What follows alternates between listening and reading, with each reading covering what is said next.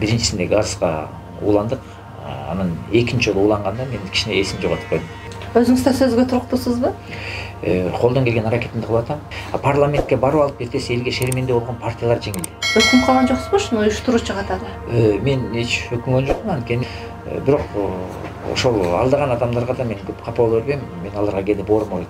Мен жанагы ушу парламентке өкмөткө бараткан топторго жеңил эле кошулуп кетмек. Бирок мындай эл арасында туруп, ушу элдин коопсуздугу, тынчтыгы үчүн колдоп атам. Арбаңыздар, урматтуу кыргыз элим, сиздер менен кайрадан факттык KG маалымат порталында эмгек мелме көрсөтүүсүн баштайбыз. Адаттагыдай сиздер менен коомубузга таанымал болгон маданий жакта болобу, саясат жакта болобу, таанымал инсандар менен маек куруп, сиздерге маалымат алып аракет кылабыз. Ал эми бүгүнкү биздин студиябызга келген конок менен тааныштырып өтөйүн. Мекен ынтымагы партиясынын лидери Темирбек Ишенбаевич, кош келипсиз, саламатсызбы? Саламатсызбы? Жакшысызбы? Маанайларыңыз жакшыбы? Жакшы, эл менен. Жакшы. Сизге алгачкы суроону атайынчы. Деги эле биринчи учурда эмне менен элексиз, кандай иштерди жүргүзүп атасыз? Биринчисинен баштайлычы. Эми мен коомдук ишке аралашып жүргөнүмдү көпчүлүк билет да. Ошон үчүн бул өтө чоң жоопкерчилик. Ошо биз менен чогуу жүргөн адамдар, коомдо болуп аткан суроолор, жооптор ошол тармакта азыр сөзүн уюштуруп иштери менен элекпиз. Анан эгерде келерки шайлоого партиялык система менен өтө турган болсо, сиздин партияңыз дагы атсалышабы? Бул жагында пландарыңыз кандай болуп атат? Эгерде ошо партия жолу менен бара турган болсо, эми кандай баш мыйзам кабыл алынат азыр белгисиз. Албетте анда ошо юридикалык негизинде биз партия жолу менен барабыз. Анткени биз 10 жылдан бери катышып келатабыз. Өзүнүн бир социалдык катмары бар. Ошолордун талабы бар. Албетте партия жолу менен, ушу Мекен ынтымак партиясы менен. Эгерде баш мыйзам кабыл алынып, же аралашма, же мажоритардык система келеби, ошого жараша биз саясий кырдаалга жараша чечим алабыз. Анда биригүүлөр болобу. Бирок кандай гана болбосун, мен ушу партиялык жол менен барганга аракет кылам, анткени баягы мажоритардык жеке өзү менен барган деле эмес, ошо векилдеш адамдардын парламентте көбүрөөк болгону бизге мындай чечим чыгарууга ыңгайлуу болот. Эгерде биригиш керек болуп калса, кайсы партия менен биргеликте болосуз? Эгер Кыргызстан мамлекетине ниети түз болсо, мен баары менен бириккенге ниетим түз. Анткени биз бир элбиз, негизги эле максатыбыз партия ачыш эмес, ошо кыргыз элинин башын бириктирүү, мамлекеттин бекемдүүлүгүн күчтөндүрүү, баягы бириккен жерде окаттын башы күчтүү болот дегендей, максатыбыз ошо партия ачыш эмес, ошо кыргыз элинин башын бириктирип күчтүү мамлекет куруу. Жакшы. Айрым бир видеолорду көрүп калдым эле, төңкөрүштөн кийинки акыбалда ошол сизге дагы бир ок тийип, бир жаракат алгандай болдуңуз эле. Ошол учурда айтып бериңизчи, эмне болуп кетти? Азыр ден соолугуңуз жакшыбы дегендей? Ден соолук жакшы. Эми ал жерде биз күткөн эмеспиз. Бул тынчтык митинги болду. Ошо элдин баягы талабы, шайлоо жокко чыгып, мындай адилеттүү жол менен жүргүзүлсүн деп. Анан эми бийлик өкүлдөрү кандай себептен ошого барды, аны эч ким айта албайт. Өздөрү ката кетирип алды. Жанагындай газдар менен атуу, резиновый октор менен атуу болгондо биз баягы ошо митингдин уюштуруучулары, демилгечилер болгондон кийин ал жерден басып кетүү бул моралдык жактан өтө туура эмес болчу. Анан биринчисинде газга уландык, анан экинчи жолу уланганда мен кичине эсим жоготуп койдум. Ошол кезде ошо врачтарга рахмат, укол куюшуп өзүмө келтирип, анан биз интернетке чыгара алдык деп ойлогонбуз. Ошо врачтарбы же ошол жерде жүргөн балдар интернетке чыгарып ийди. Үй бүлөмдө аябай коруп калыптыр. Мына ошондон мындай көпчүлүгү билип калды. Анан 2011-жылы ошо президенттик шайлоого аттанган элеңиз. Анан быйылкы президенттик шайлоого эмнеге катышкан жоксуз дегендей? Бул шайлоодо мен өзүм элдин маанайын көрүп атам. Көп маселе жаралды. Ошол элдин мындай тополоңунун негизинде азыркы кырдаал Садынор Кожоштеги түктөлүп калды. Анан кеп ким шайланат эмес, азыркы күнү биз экстремисттик жакка өтүп кетпейли, мамлекеттин коопсуздугун чайкабайбайли, ар бир тополоңду бүткөндөн кийин саясатчылар өзүнүн жоопкерчилигин биле жүрүш керек. Анан башынан эле биз баягы баш мыйзам чегинен аттап өтүп кеттик. Бул саясатчылардын күнөө эмес, азыркы алтын чакырыштын депутаттары өзлөрүнүн баягы мөөнөтүн өзгөртүү, ошону узартып алуу багытында ар кандай ошо парламенттеги фракциялардын ичара тил табышуусунун негизинде Нуркожоев да ошого барууга аргасыз болду. Анан алар өзүнүн мөөнөтүн тиги жазга чейин узартып коюшту. Мына ошонун негизинде алар тез арада парламент шайлоо өткөздөн баш тартышты. Мыйзам чеги ошолордо болуп калды. Ошондуктан азыр кырдаал өзгөрүп кетти. Анан ошонун өзгөрүүлөрүнүн баарын байкап, экономикалык кризис келип атат. Азыр өзүңүз байкап атасыз, пандемия келип атат. Мамлекет ортосунда өтө чоң коркунучтар чогулуп келип атат. Ошону эске алып, мен саясий амбицияны артка карагыла тезирээк туруктуулук келсин, мамлекеттин эртеңки келечегине биз бөгөт койбойлу деп азыркы күнү мындай карапайым элдин көпчүлүгү колдоо көрсөтүп аткан, эл ишенип аткан Садыр Нуркожоевго мындай жол ачып берели деп мен атайын кандидатурамды койгон жокмун. Анан мына буга чейинки баягы интернет баракчаларынан сиздин берген интервьюларыңызга көз чаптырган болсом, Садыр Нуркожоевич ошол эле башка жаңы келген бийлик өкүлдөрүн биз легитимсиз деп биз тааныбайбыз деген ой пикирди айткан элеңиз да. Анан учурда баягы парламентти дагы, азыркы учурдагы парламентти дагы легитимсиз, тараш керек деген ой пикирлер жүрүп атпайбы? Сиздин көз карашыңыз кандай? Бул сөздөр башында каяктан чыкты? Сиз өзүңүз байкасаңыз керек, канча жолу парламент ичинде топтор түзүлүп, ар кандай кандидаттар чыкты, 2-3 жолу шайлоо мындай добуш берүүдөн өтүштү. Мына ошол кезде чыккан сөздөр болчу. Анан чындап келгенде эми юридикалык жактан мен точно өзүм юрист болгондон жооп бере албайм.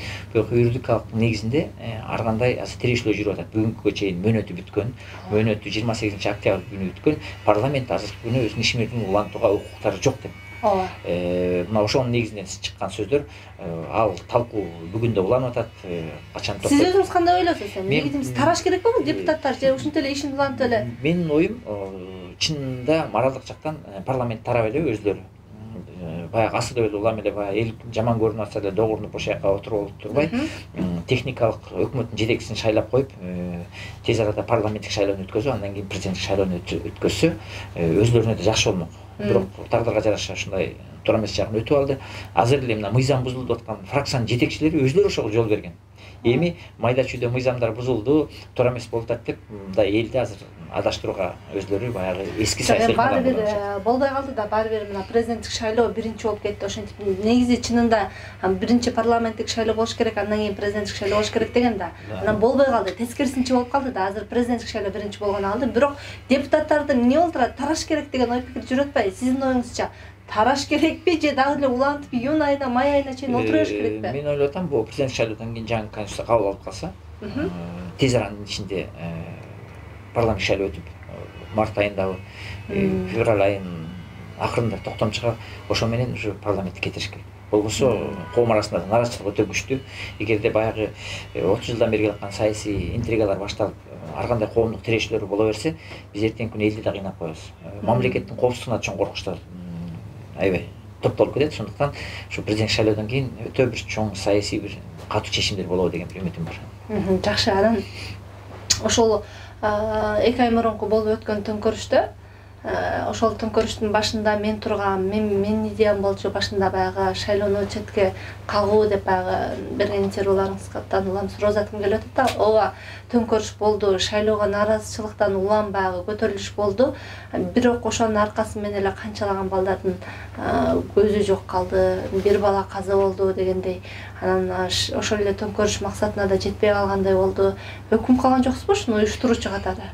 Мен эч өкүнгөн жокмун. Анткени биз төңкөрүш кылалы деп деле мындай ниет жок болчу. Ошончолук адилет жүргөн үчүн биз ошо 5-6 партия биригип, анан өзүбүз жанагы резолюцияга кол коюп, ал жерде ар бир партиянын кызыкчылыгы үчүн барган жокпуз. Ошол адилетсиз шайлоону жокко чыгаруу максатында биз чыкканбыз. Ал максатка жеттик. Анан жеткенден кийин шайлоо жокко чыккандан кийин мисалы канчалаган эненин көз жашы төгүлдү, балдарынын көзү агып калды мисалы. Анан бир бала мисалы каза болду. Эми ошончо деле ал өтө кайгылуу. Бир четинен биз тынчтык митингин уюштурганбыз.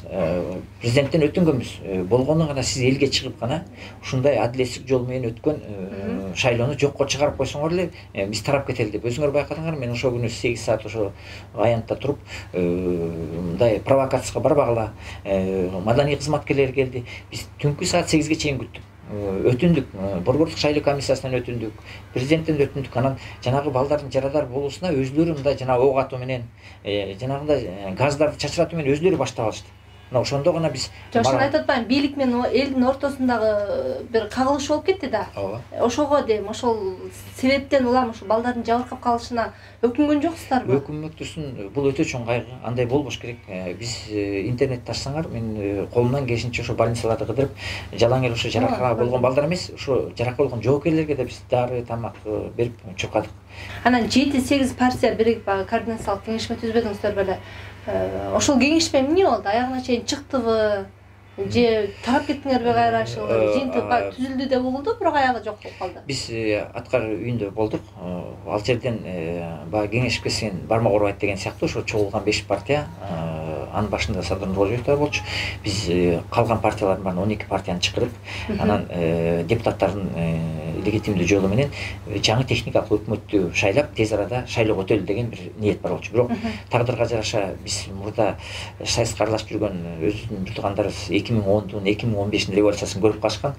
Тез арада башка ошо кеңешме топторун түзүшүп, өзүңөр байкагандай ичара тирешүүлөргө өтүшүп, ошонун баарын байкадык да, анан депутаттар бизге ошо кошулбай, ошол топторго кошулуп атканын көрүп, партиянын лидерлери анда биз эртең ушу жарандык согушка айланып кетпесин деп өзүбүз жанагы координациондук центрди токтотуп койдук. Анткени бизге тынчтык өтө баалуу болду. Негизги максаты эмне эле бириккениңердин? Негизги максатыбыз шайлоону жокко чыгаруу. Анан сиздин оюңузча баягы чындыгында төңкөрүштө люстрация болуш керек, реформа болуш керек деп баягы кыйкырып атышпадыбы? Анан люстрация болдубу төңкөрүштөн кийин сиздин оюңузча? Азыр люстрация боло элек. Азыр саясий келишимдердин негизинде туруктуу кармап турушат. Мен жакын күнү ушу азыркы шайлоо процессинде колдоомду айттым, бирок ошол кезде да басым жасап кеттим. Сөзсүз түрдө ушу жаштардын коомдун талап кылып аткан саясий люстрация жагына өтө басым жасап, эртеңки күнү бийлик институттары сапаттуу түптөлүш керек. Кадр сапаттуу болуш керек деп мен азыркы күндө бул демилгени көтөрүп атабыз. Анан дагы бир нерсени байкадыңызбы? Мисалы, кыйкырып чыгып, ушул төңкөрүштөн кийин эле кыйкырып чыккандар, өкүрүп чыккандар, же болбосо күчкө салып басып алуу, баягы кадр маселесиндечи ушундай бир көп болуп кетти го.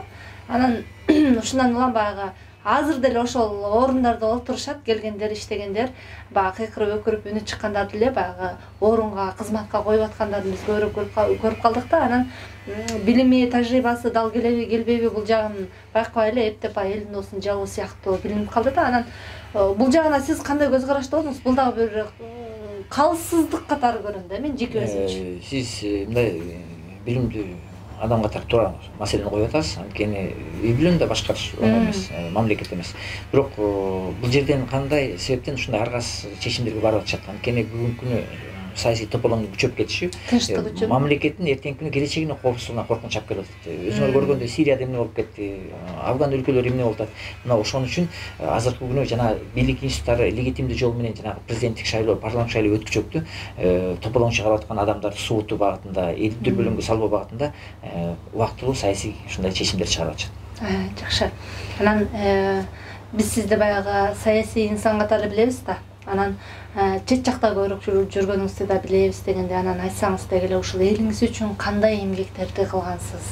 Москва шаарында, Россия шаарында жашап жүргөн жерлештериме жардам берүү, көмөк берүү борборун ачканбыз.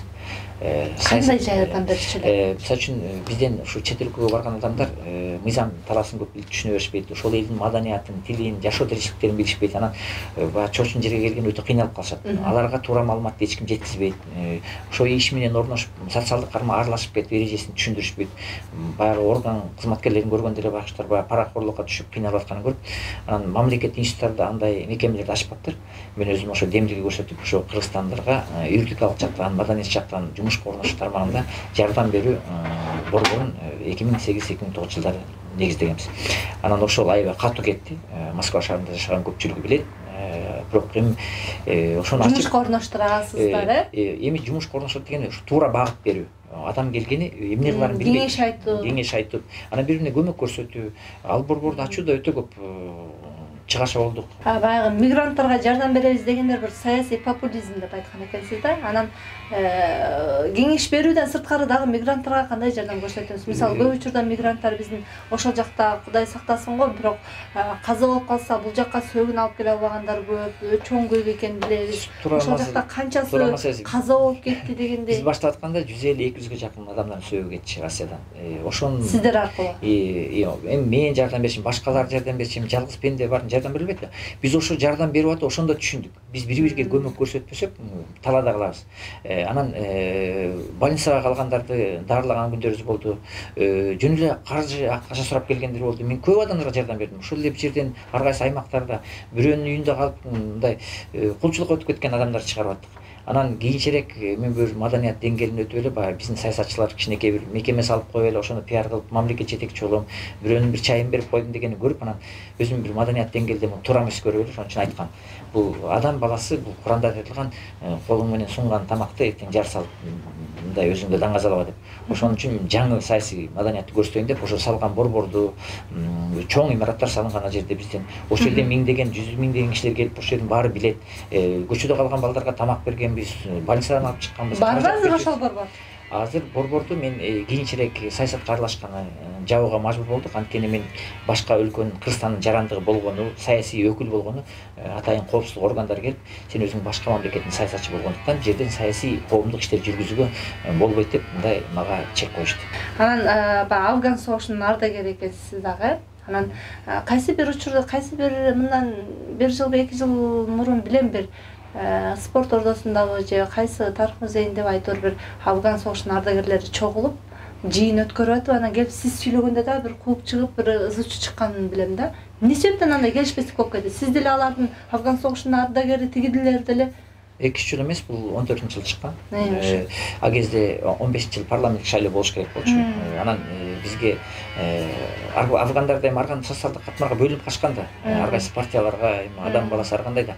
Анан ушу каражат бөлүп берип, ушу имаратты алып, алган жарандар, алган согуштун ардагерлери чогулуп, ушу кеңештин негизинде бир чечимге келели дегенде, мен наоборот ушу арендасын алып берип, мен деле конок катары келгем. Анан келсем, көрсө, биздин ушу алган ардагерлердин кээ бирөө ар кайсы партияларда жүргөн депутаттар бар болчу. Алар кичине кызганычтык кылып, Темирбек партиянын жетекчиси биздин баягы электорат тартып кетип атат деген кызганычтын негизинде жанагындай провокациялар камдап коюштур. А биз ак ниеттүү эле барганбыз. Генерал Бекбоев да барган, менен күлүп эле чайнап. Анан ошол жерге келгенде эле ошол депутаттардын уштуп аткан адамдары трибунага чыгып, жаңжал салганда биз күлүп чыгып кеткенбиз. Кийинчерээк ошол аттарын айтпай эле койгон, ошол депутаттардын ошол жүргөн адамдар кийин мага өздөрү чай берип кечирим сурашып. Кайсы депутаттар ачык эле айтты? Нурлан өзү кечирим сураган, каза болуп калды.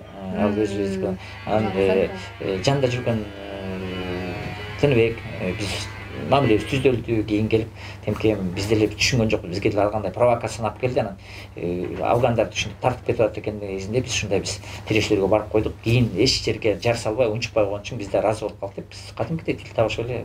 Анан сиз да саясатчы эмес, мен маданият жагындагы бир эске алгым келип атат да.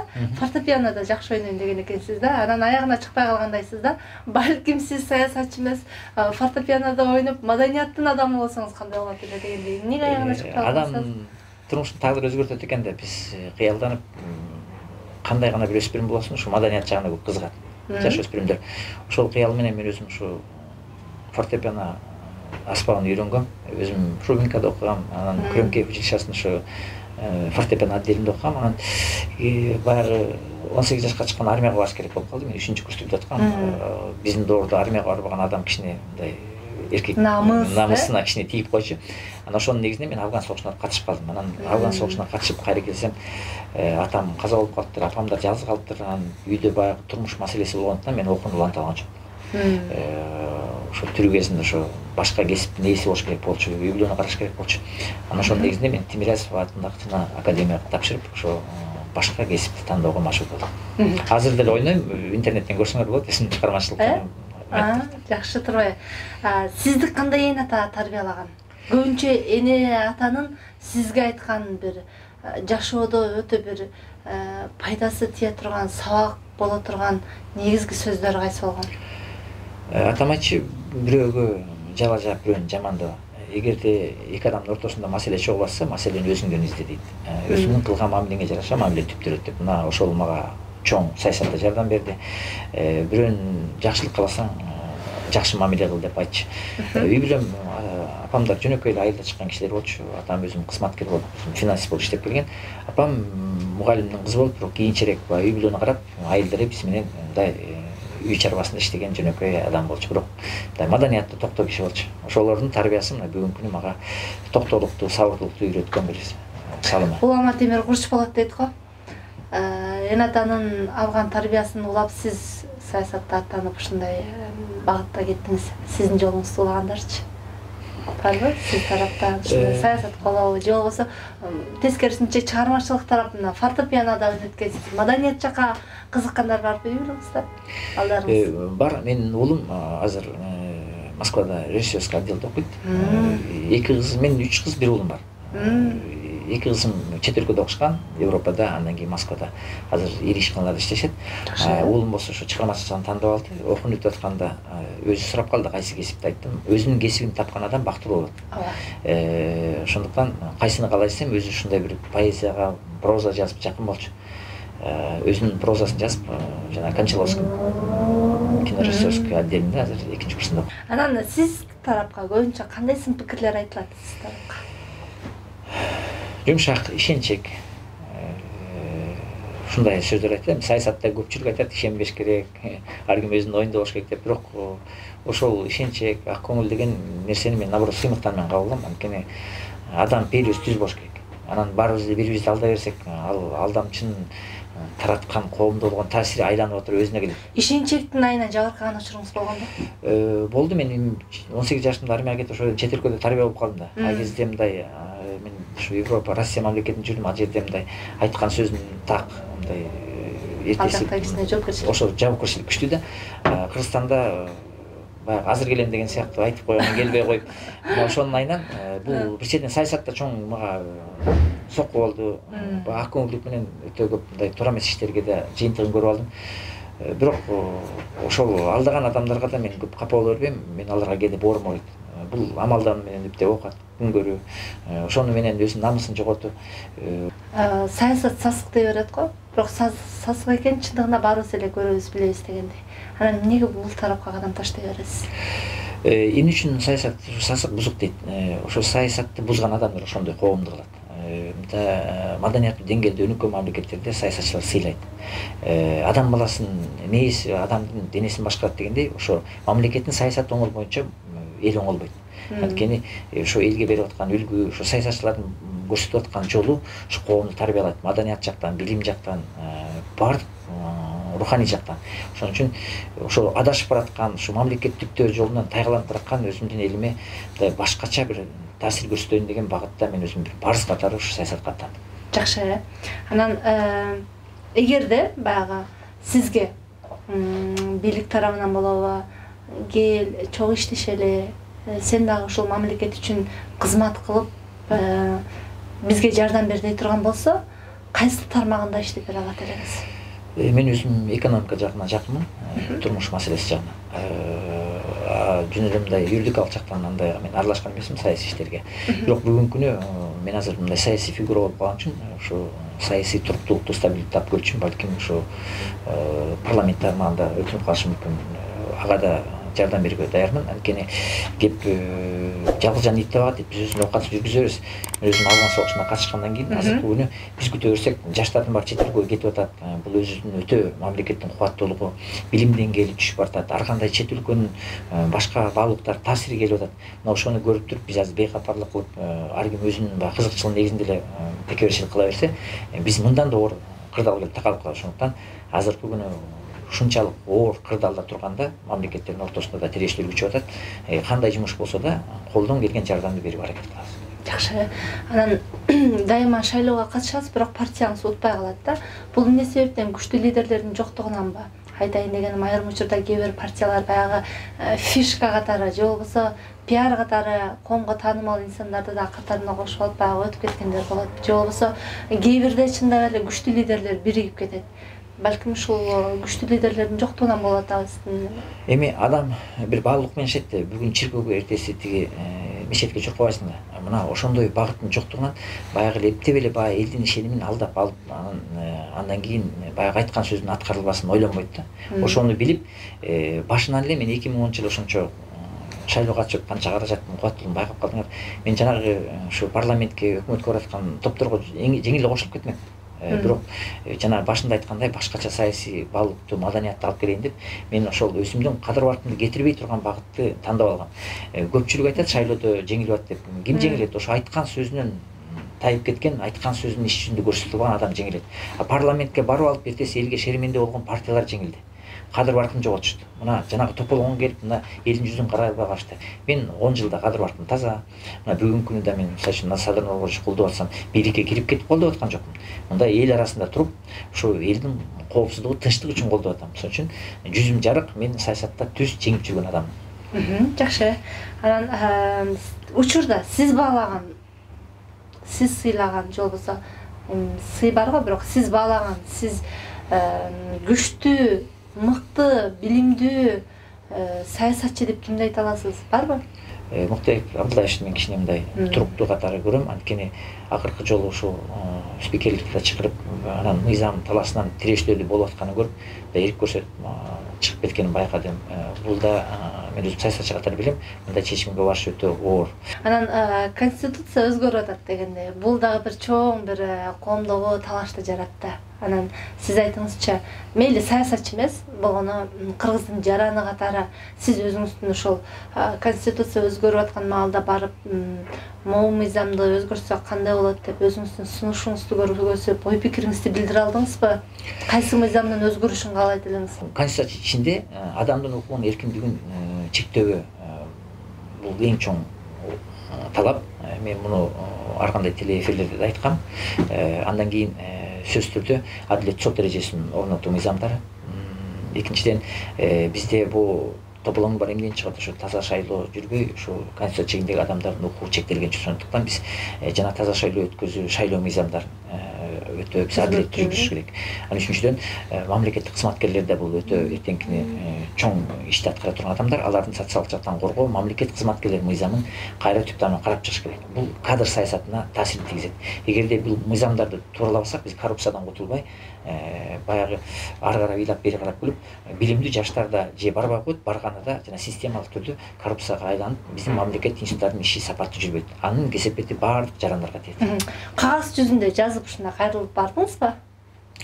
Конституциялык кеңешмеге сунуштап. Конституциялык кеңешмеге доогурун ичкен тамак аш болуп дейт, мени чакырган жок. Мен өзүм барган барлык. Жок, мисалы жөнөкөй жарандар деле алып келип кагаз менен кайрылып атат, карап атабыз деп атпайбы? Биздин өзүмдүн ушул жака аралашып жүргөн юристтер бар, тааныштарым бар. Даже ушу Конституциялык кеңешменин жакында ушу юридикалык МВД академиясынан кирген өзүм тааныштарым бар, аттарын айтпай койгон. Ошолор аркылуу колдон келишинче маалымат жеткизет. Чөйрө кандай болсо адамда ошол багытка тезирээк өзгөрөт эмеспи? Анан өзүңүздүн чөйрөңүзгө, өзүңүздүн айланадагы адамдарыңызга мисалы тандап алууда кайсыл сыпаттарына карап тандап аласыз айланаңыздагы адамдарды?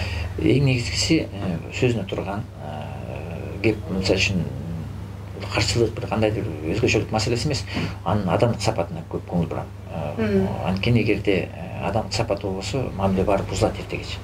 Өзүңүз да сөзгө туруктуусузбу? Колдон келген аракетимди кылып атам. Албетте мүдүрүлгө туяк болбойт дейт. Саясатта кээ бир адамдардын кесепетинен өзүм берген убадаларды аткарылбай калган күндөр болуп атат. Баягы чөгүп бараткан адам дагы бирөөнү тарта түшөт болуп. Бирок колдон келишинче өзүм кечирим сурап түздөөгө аракет кылам. Жашоодо кечиримдүүсүзбү же кекчилсизби? Мен кечиримдүү болууга ар дайым аракет кылам. Анткени кечире албаган адам саясаттан четтеш керек. Жакшы. Мына экономистмин деп атасыз, кесибиңиз боюнча. Деги эле Кыргызстандын экономикасын көтөрүүдө, кризистен чыгуу жолдору боюнча сиз кандай сунуштама берет элеңиз? Айтайын дегеним мындай да, мисалы биздин көпчүлүк президенттикке болобу, же болбосо парламенттикке болобу, баягы талапкерлер келип атканда гана программасын көтөрүп келип, мен бул маселени чечем, мен келечекте мени шайлагыла, мен өтүп кетсем муну кылам дей беришет да. Сөзсүз түрдө эле саясатка барып, бийликке олтуруп алып, анан ошол маселени көтөрүү эмес го, сыртта туруп деле баягы жардам берсе болот го. Сиздин сунушуңузда экономиканы көтөрөбүз. Бир четинен экономиканы мен келип көтөрөм деген бул негизи эле туура эмес нерсе. Экономиканы чече турган бул адам баласы. Ушул жерде жашаган жарандар. Экономиканы көтөрүш үчүн Европа, өнүккөн мамлекеттерди көрүп атасыңар, ошол коомдун, элинин билими сапаттуу болуш керек. Маданияты жогору болуш керек. Анткени биз айбандык сезимге өтүп кетип, мындай тытышкан, мындай коомдорго аралашып кетебиз. Ошондуктан сөзсүз түрдө эгер экономика көтөрө турган болсок, билим тармагында концепцияны түптөн өзгөрүш керек. Биз заманбап технологиядан артта калбашыбыз керек. Дүйнөдө болуп аткан кыймыл аракеттерди билишибиз керек. Анан өтө маданият деңгээлде күчтүү болушубуз керек. Ар бир адамдын жөндөмүнө жараша биз экономикалык багыттарды табабыз. Мисалы азыркы күнү мына Кытай ишкана түптөө негизинде көп алдыга кетти, илимий жагында Европа кетти. Эми алар кууп жете албайбыз, нефть ресурстары жок. Кыргыздар биз өтө жөндөмдүү болгондуктан биз сервис экономикасы жүргүзөк болот. Азыр өзүңөр билесиңер, медицина тармагында тейлөө ишканасында иштеген врачтарыбыз күчтүү.